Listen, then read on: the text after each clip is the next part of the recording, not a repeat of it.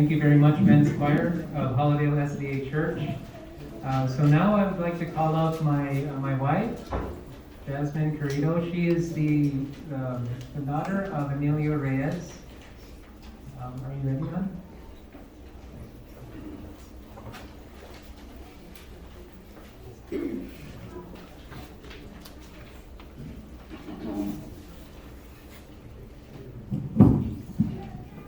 Good afternoon, everyone. I was going to say happy Sabbath.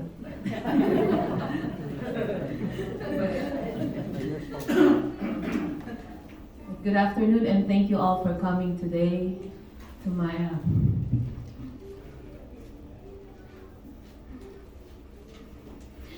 I'm going to finish this. To my papa's viewing, and we usually invite you guys for birthdays, but this is a different occasion. So February 2, 2022 at 4:29 a.m. was the saddest day of my life. My family's life.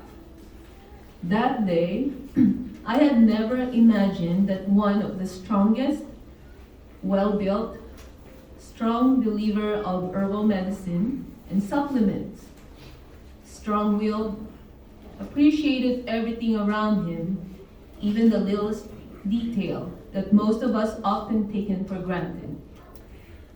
A very simple, yet had bold and very colorful style of fashion.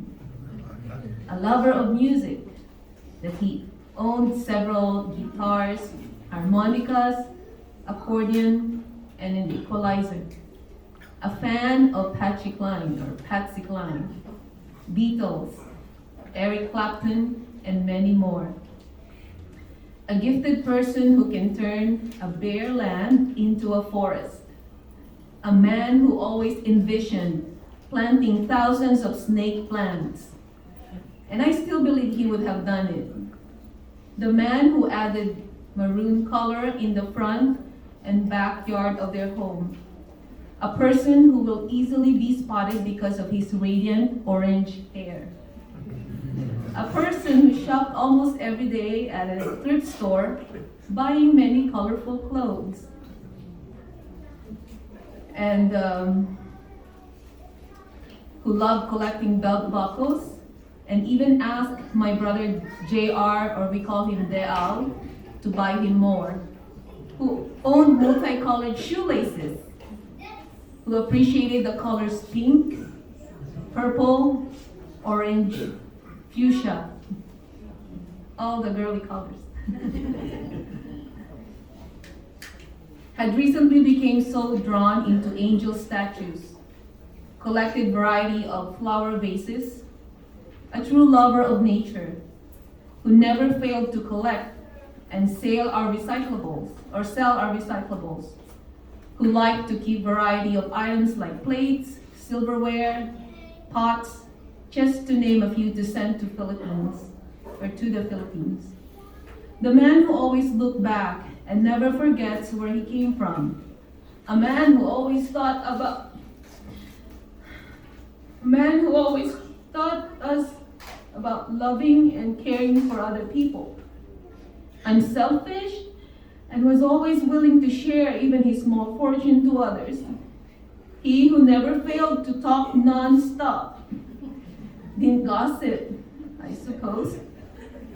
Who always imparted his deep philosophical knowledge and an application. Who had very deep thought about a person he met. He read hundreds of books written by philosophers, who wrote 300 plus poems and was still writing until his very end, and was inspired by his family, God creatures, his life, our lives, his passion, and more. He who detested and was very intimidated swiping his debit or credit cards, who owned 2 wallets, who always wore slippers despite his shoe collections. The person who was very easy to please, you don't even need to try, who never cared even if he slept on a hard surface, and was always grateful for soft beddings to sleep on. who loved to share his harvest and was very passionate about tending their small area of yard.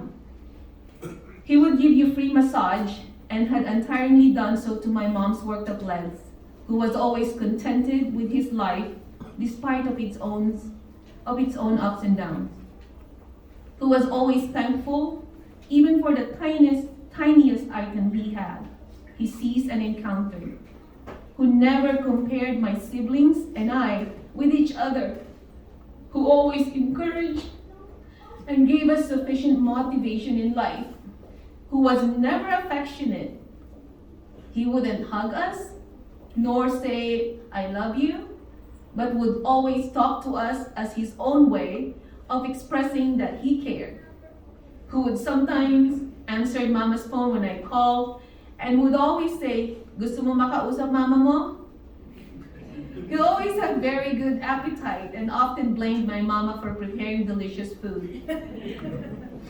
He was so grateful that he was well taken care of during his 18 days hospitalization last January 2021 due to COVID, and the only complaint he had was that he had to wait 4 hours in between meals each day. He was also delighted to wear a matching outfit as my son David. He always expressed his appreciation when he liked the clothing my children were wearing for church. The man who was always very proud as a father and as a grandpa. This experience had brought me back to when Papa had helped me build my confidence and had deeply instilled in my heart that I should always have courage because God gave us courage. We should never feel afraid of other people or any given situation. It had brought me back when Papa used to visit me a lot when I was studying college in Silang, Cavite, and then in Pasay. He always took the time to visit despite of the long, tiring 8-hour commute to my school. Papa would always send us off every time we visited them. He would always do this unique signature way. For now, what gives us comfort is that in that resurrection day, when Jesus comes, we will get reunited again. For now, it'll be a temporary separation, and we will surely miss him, and so much. So my Papa would never say, "I love you," but I'll say that we love you so much until we meet again.